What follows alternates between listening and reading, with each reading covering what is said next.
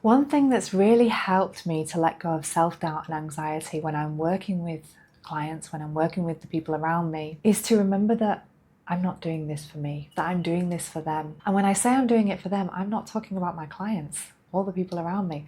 I'm talking about my guides. I'm talking about the universe. This could be God. This could be your deity. This could be your higher self, whatever you want to call it.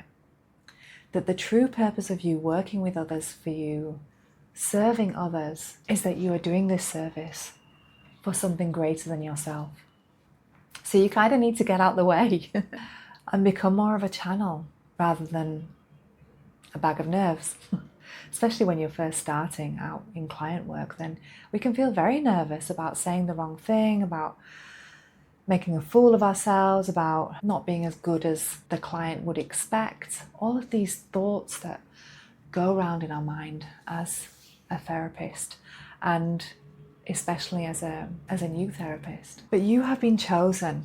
You've been chosen to be a channel, and you might just see that as a channel for all of the work that you've been learning, all of the information that you've been studying over the years, over the months, over the decades, in many cases. That now that you've absorbed all this information, now that you have this knowledge, that you're being asked to bring it into the world and to help others to let go of their stuff, work through their trauma, shake it out, see the world in a different way. We are living in this world where the vibration is changing. Not only are we seeing huge planetary shifts in terms of all of the outer planets are changing signs, which isn't unusual, but them all changing signs at a very similar time and moving to the positions where they are, which is a bit more complicated to explain, but there's a new start. There's this energy of newness, of different, of a different vibration that we're moving into. And this has been predicted by ancient cultures like the Hopis, the Mayans.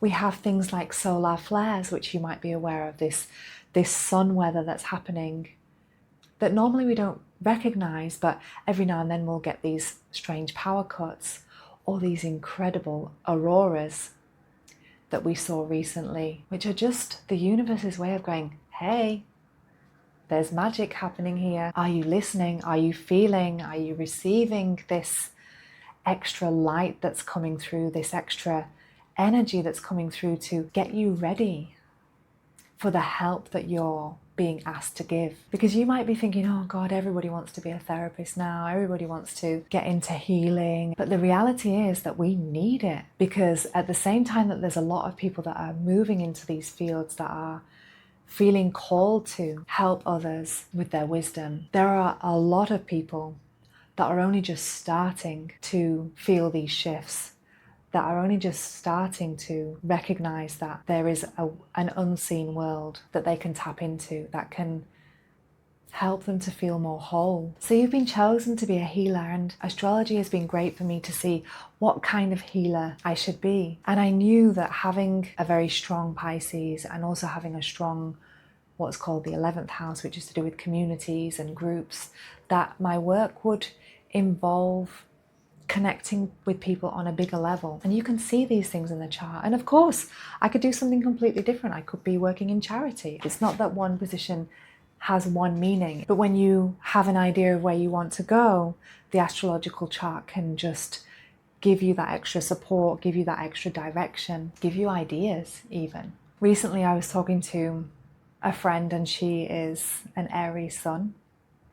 And the energy of Aries it's fire, is a fire sign. It wants to start things. It wants to get people motivated. And she was feeling frustrated because she felt like she was never in things for the long haul.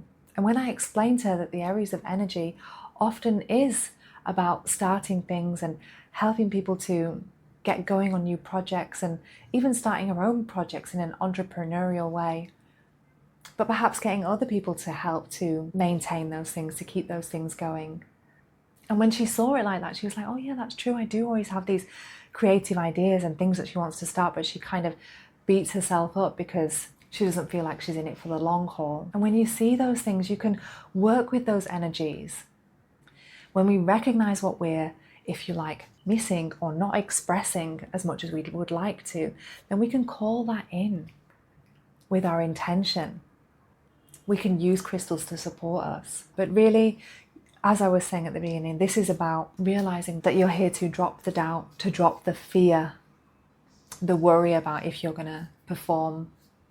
Even that idea, the idea that we perform for our clients. The more that we can let go of that, come into a place of peace before we start a session, so that we can sense ourselves more as our channelers, emitting our light, emitting the universe's light through us, pulling in from our wisdom, pulling in from our knowledge. And it's a beautiful place to be. When we can connect to that space, then it just feels more natural. We feel like we're in the flow, and it doesn't come straight away. Of course it doesn't. It comes with practice.